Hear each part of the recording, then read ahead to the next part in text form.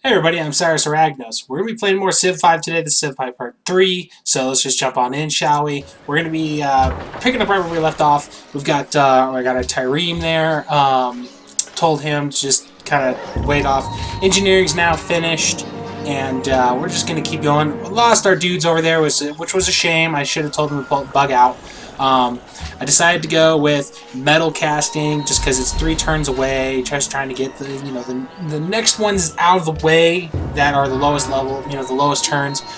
Got enemies up here by New York. I'm going to tell my archers. I told my city to attack, but I'm also telling my archers to attack. So I mean, we did some serious major damage to them. Now we got ourselves another point towards our social policies. So I went ahead and went with tradition just because it's a good one to go with. Found some ruins. Cape Town had some messages. Caesar had something he had to say. Those guys pulled out of New York's range, so there's not much I can do there. I told my dudes to garrison back inside New York again. And then it's all about trying to figure out, like, what to do next. And right now I'm thinking, should I do, like, the Chisda Isha, or the Hagia Sophia, or Angkor Wat? Or do I want to... And so I'm like, okay, my advisors are telling me to go with either a workboat or another Tyrene. Decided to go with a workboat.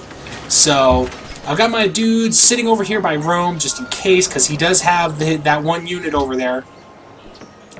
And I'm telling my technology tree, because we just finished metal casting, we're going to go with... my advisors are telling me to do compass, so we're going to go ahead and do compass next. I pulled open the strategic view just to see where my resources are. Got some stone there. I was really right there looking for iron, and it's out of my reach. It's not in my territory, and I was like, well, you got to be joking.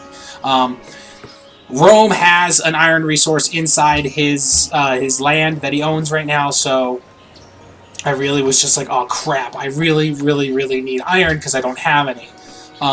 So I tell Washington to go with a settler. I told him to stop with the workboat construction just because we need another settler to go up here so that we can at least try to either buy the land up there or we can just try to expand up there, naturally expand up there.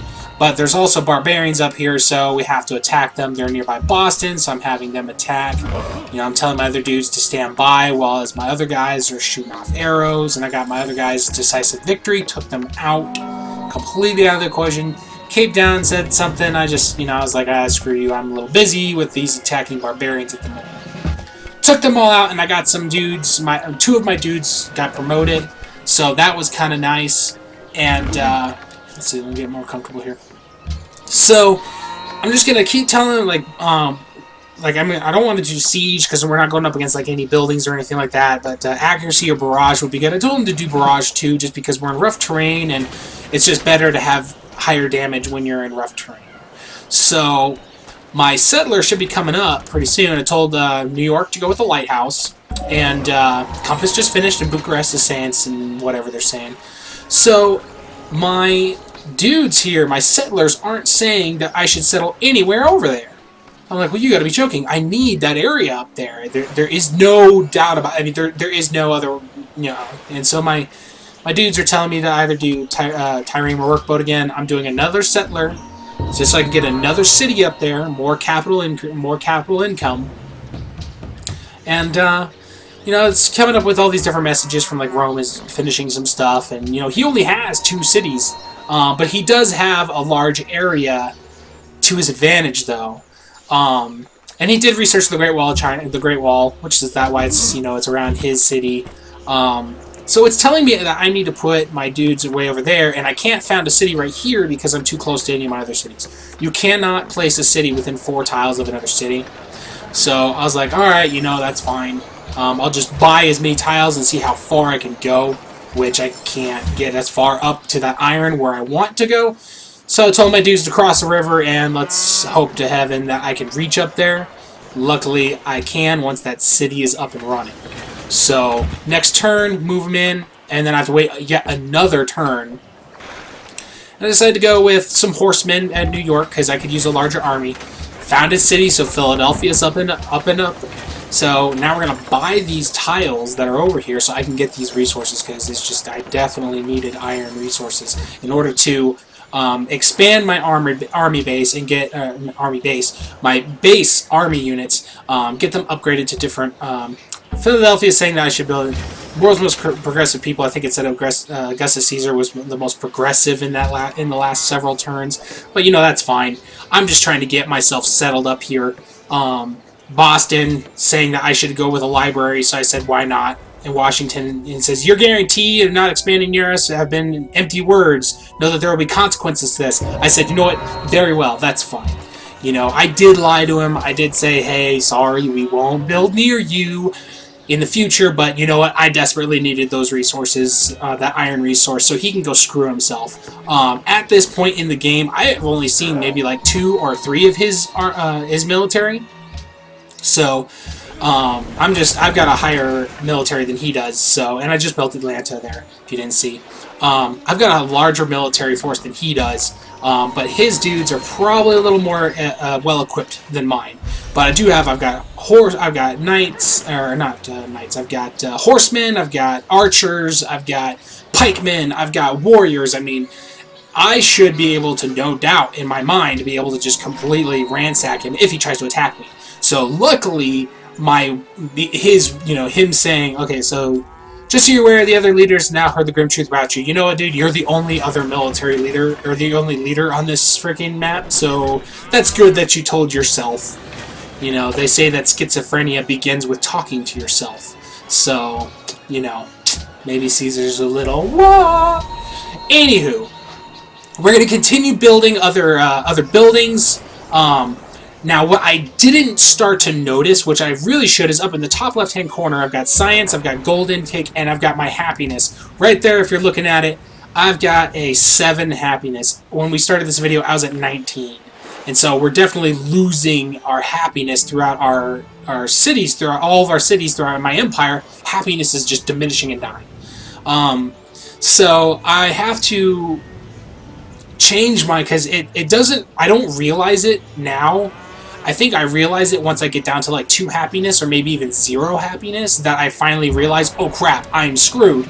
I need to work on my happiness throughout my empire, because depending on how happy your citizens depends on how much gold income you get, and science income and social points income you get. So it's really important to make sure your happiness is on the positive side, and higher happiness, higher happy citizens make a happier empire, which means more, like I said, more gold, more science, and more social points. So now there's some more iron down there on that little island, and I'm like, I kind of want that iron because I need more iron. What I don't see down there, which you will see eventually, is there is a barbarian encampment down there.